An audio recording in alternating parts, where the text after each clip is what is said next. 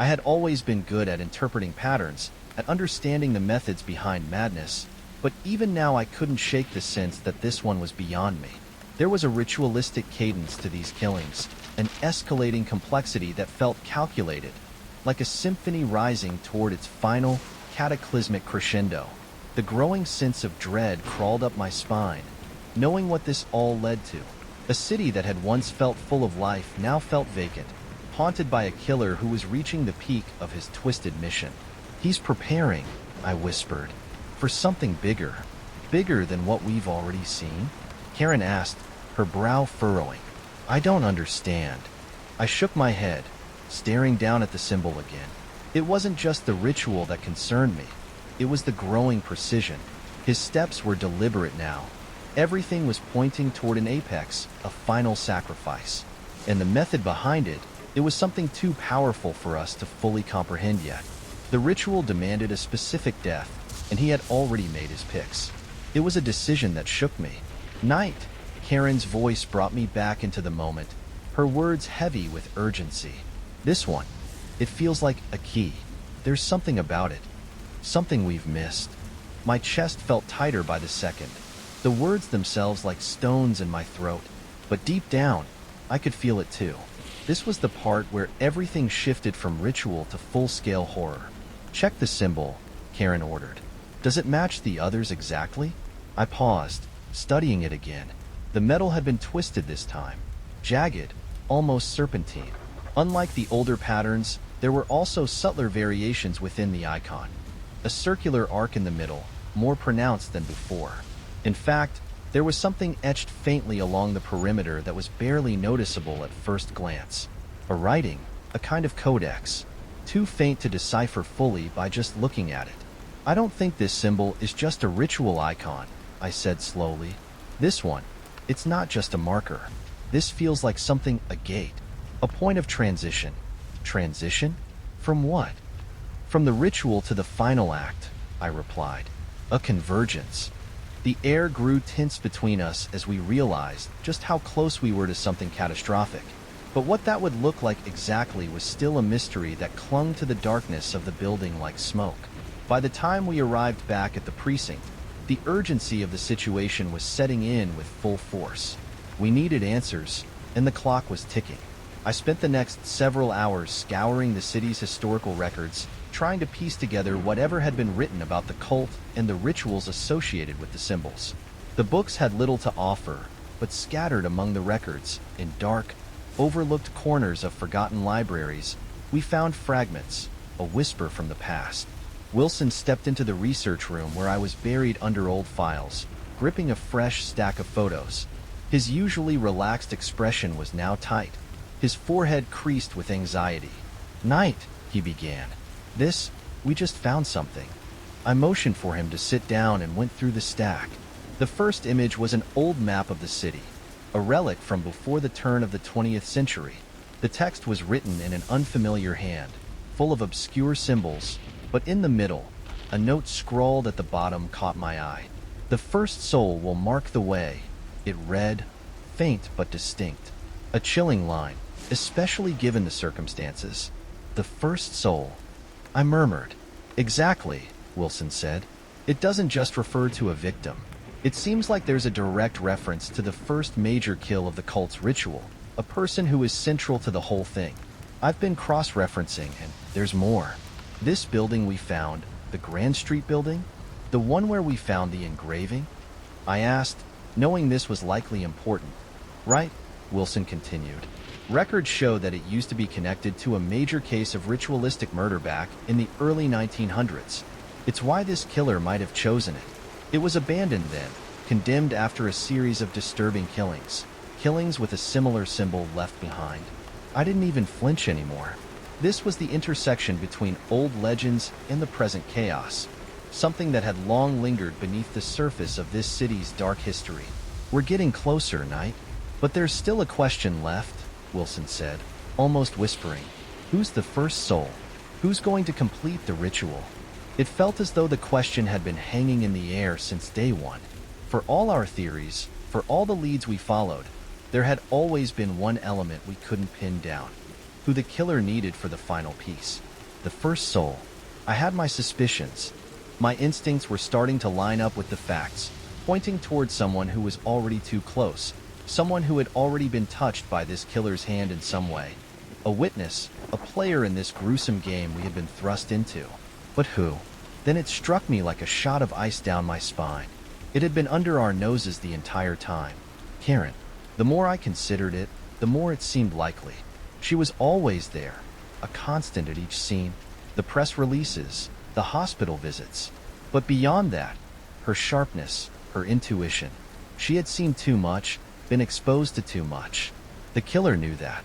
He'd been playing with her, pulling her closer. "I'm going to need you to back away from this case," I said suddenly, without realizing I'd spoken the words until they had already left my mouth. The severity in my voice made her pause, her eyes locking onto mine, wide with confusion and concern. "What are you talking about? I'm not leaving you in the field without backup." "Karen, this isn't something we can keep ignoring," I said, steeling myself for what would likely be a very difficult conversation. "The killer is getting closer, and I'm afraid." My voice cracked slightly, but I forced myself to continue, to admit the horrible reality. "I'm afraid it's you." The city stood still beneath the fading moonlight as we circled the place where everything had begun, the Grand Street building. As the moments stretched into hours, it was becoming painfully clear that the killer was moving toward one last, final ritual. And at the center of that ritual, the most shocking conclusion of all, was one of us. And it wasn't just about finding him anymore. It was about stopping him before the last sacrifice, the most important one, was completed. I couldn't look at Karen without feeling the weight of the words I had just spoken, telling her she might be the killer's final victim. Someone who'd been a partner in the investigation for so long was the hardest thing I'd ever done. But deep down, a gnawing feeling clawed at me. It all pointed back to her. Every step closer to the conclusion of the icon killer's ritual seemed to be drawing us back to her, whether by chance or design. "You're wrong," she said, her voice steady but tinged with disbelief. She took a step back, narrowing her eyes. "I'm not just going to step away from this case. You can't be serious, Knight." I stood there, gripped by a swirling combination of guilt and suspicion. The thought of accusing her, the person who had stood by me from the very first night, left me breathless. But the truth hit me like a brick. The signs were all there. Karen had been involved with the case for months, but what no one knew was that she'd found something just before the first victim's death, a discovery that could have been the missing piece to the entire puzzle. What she hadn't told anyone was that she had almost been too close to that first victim, Alice Rhodes. She had almost become an unwitting part of the ritual, not fully knowing how tied the investigation had already become to her. But I couldn't continue on blind faith. Not now. Not with a killer this precise, this patient. If the killer had been watching her, I had to face the possibility that everything that had been going wrong had something to do with her, and I didn't know how far she was willing to go. "Karen, listen," I said, my tone softening. "I know how you feel about this case. I do. But look at the bigger picture. There's more going on here than just a murder investigation. This is some kind of archaic ritual, a possession of the mind. You're part of the puzzle in ways we can't even explain yet." Her eyes flashed, anger, confusion, disbelief, and she turned her head away, rubbing her temples as if fighting off a migraine.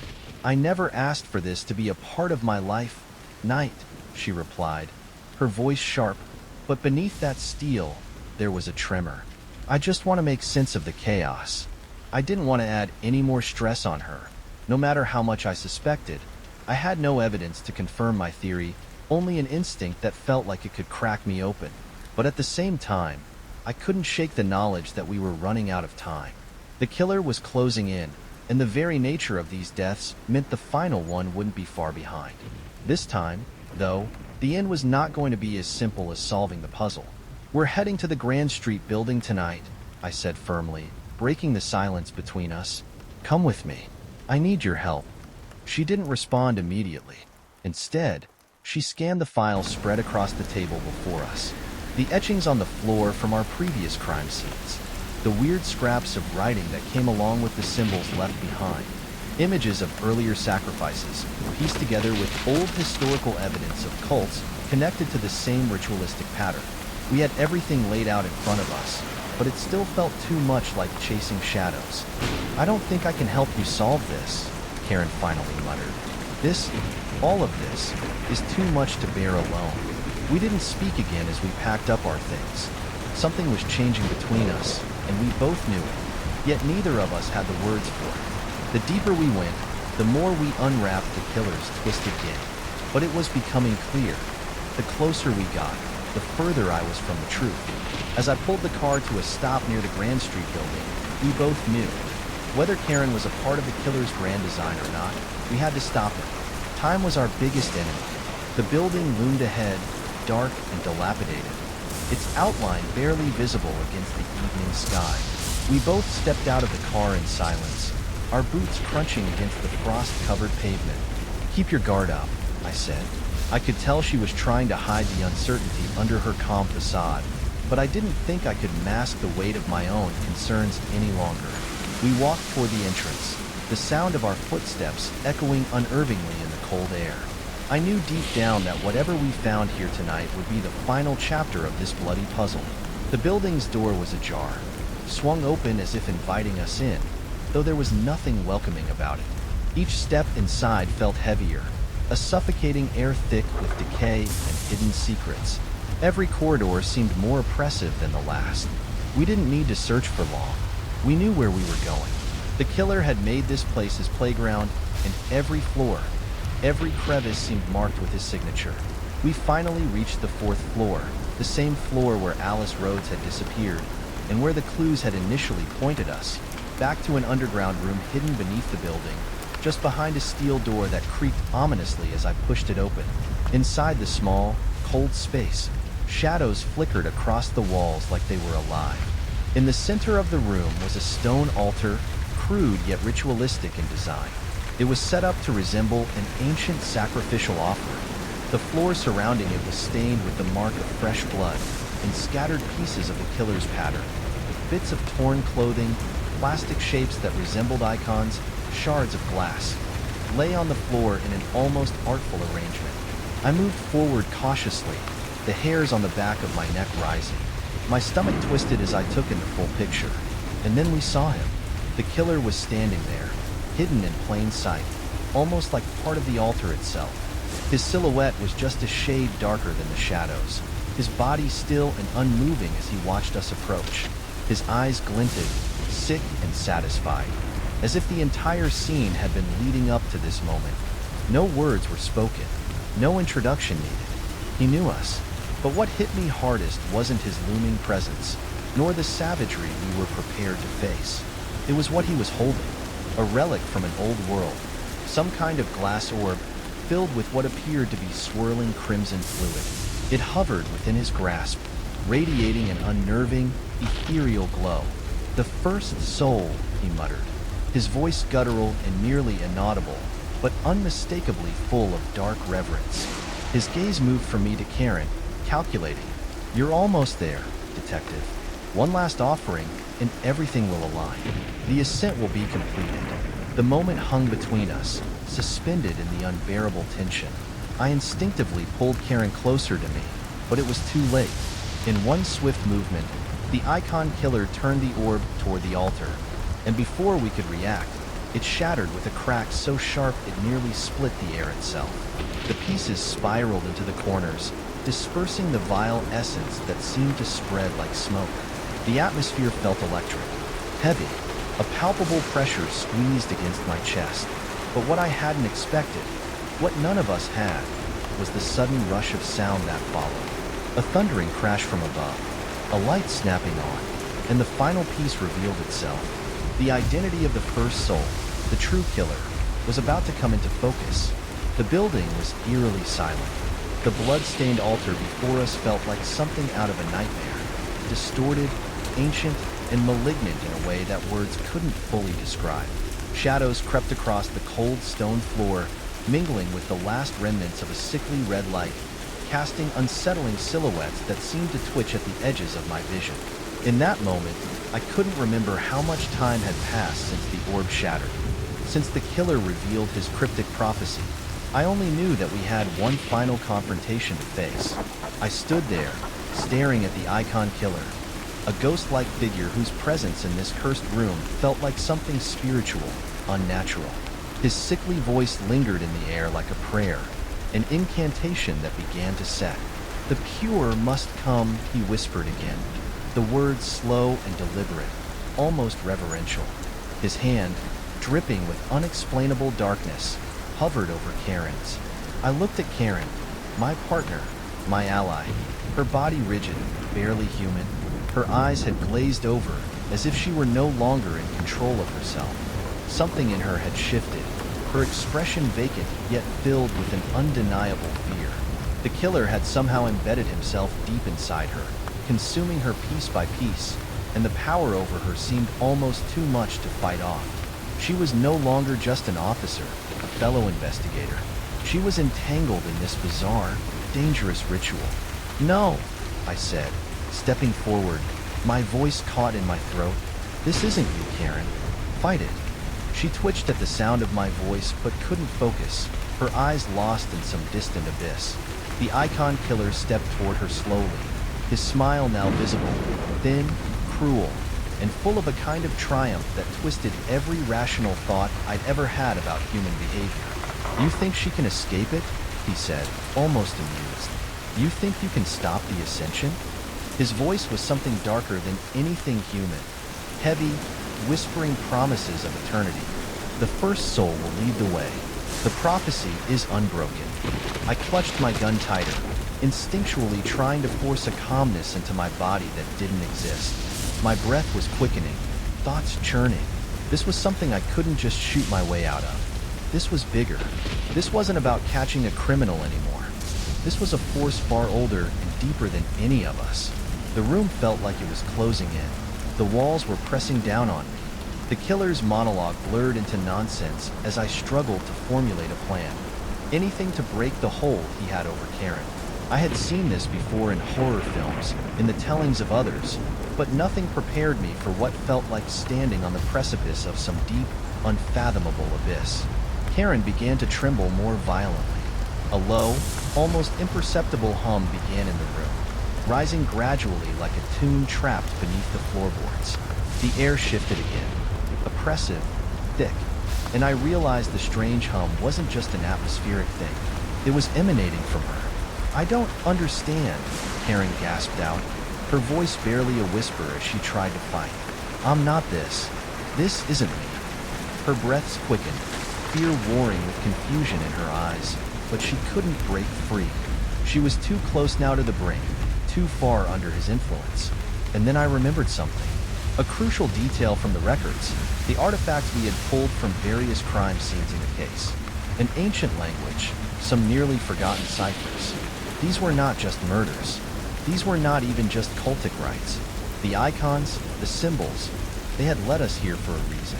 And the killer, whatever warped version of an ancient religion or cult he was following, had drawn us into this moment. The ritual wasn't over. It was building to its final crescendo, and in his twisted vision, it could only be completed when Karen, as the first soul, took her place in the final act. This was his obsession. I had to stop it before it was too late. I stepped forward, one hand keeping my gun close, while my other reached out toward Karen. This moment wasn't about force. This wasn't about stopping a killer by the usual means. "Hey, Karen." My voice broke out, more forceful now, shaking her body as she still struggled beneath the strange influence. "Snap out of it. This is bigger than the case. You are not the one who will be sacrificed. You'll fight this." I reached for her, her fragile hands trembling, struggling to break free from his pull. Her lips parted once more, a barely audible murmur escaping from her mouth. "I don't know who I am anymore." I gritted my teeth, an overwhelming pressure in my chest. This wasn't some criminal I could rationalize with. This wasn't a victim I could explain her way out of. But there was one thing I knew. In all the twisted psychological puzzles, one law remained unchanged. The bonds we forged with people, those bonds could still cut through darkness and fear. And then I did something I never thought I would. Without thinking about the consequences, without remembering what the killer would do next, I dropped my gun to the floor and moved closer. I held Karen's trembling hands in mine, pushing through whatever darkness clouded her mind. With everything I had, I focused on her, focusing all my energy into breaking this illusion. "It's not too late," she cried out. The pressure building inside her seemed like it was going to rupture. Then, the icon killer lurched toward me, a twisted smile curling at the corners of his lips. "You cannot stop the inevitable," he whispered. "Everything follows the pattern." The cryptic words had no power anymore, because I could feel it, just the tiniest flicker of resistance inside Karen. She began to move her hands slightly, ever so gently, as if defying the pull of the killer's grasp. "It's not too late," her voice quivered, like the last flickers of life in an ember that refuses to go out. Her expression wavered between doubt and clarity, but the longer this had dragged on, the less of the old Karen remained, and I had no time. No time to let any doubts drag us back. "Do it," the killer barked. "The blood must be spilled for the end to come. You're too late. You think she is worth saving?" That was when everything clicked. No matter how brutal this moment had become, Karen was my partner, and no matter how much pain she'd suffered, how confused she had become, I could still see her. And I wasn't going to let this monster take what was left. "Karen, it's you who will stop him. It always was. Only you can do this." There was a long, silent pause. She went still again, frozen as if reeling from everything I said. But I had reached her again. I didn't wait. Without another thought, I stepped back and grabbed the gun, now with more urgency than I could allow myself to feel. I pointed it toward the icon killer and fired. Once, twice. The first shot went wide. The second found its mark. The final thing I saw in his face was pure fury. His hands balled into fists, but they dropped lifeless to his sides as if an invisible force shattered him from the inside out. His silhouette shimmered, his form finally dissolving, vanishing into the shadows, leaving only a chill in the air and a broken silence behind. The ritual was done. With that, I fell to my knees beside Karen. Her face was pale, bloodshot eyes blinking up at me in disbelief. "It's over, Karen." Her trembling hand clung to mine, and for the first time in what felt like years, she looked fully awake, free from the madness that had claimed her. She had returned, but at what cost? I helped her stand as the weight of everything settled on my shoulders. We weren't done. We would never be done. The icon killer's mind had been a maze none of us had ever anticipated, dark and twisted, as infinite as the shapes those cutout icons left behind. And the clock was still ticking for us.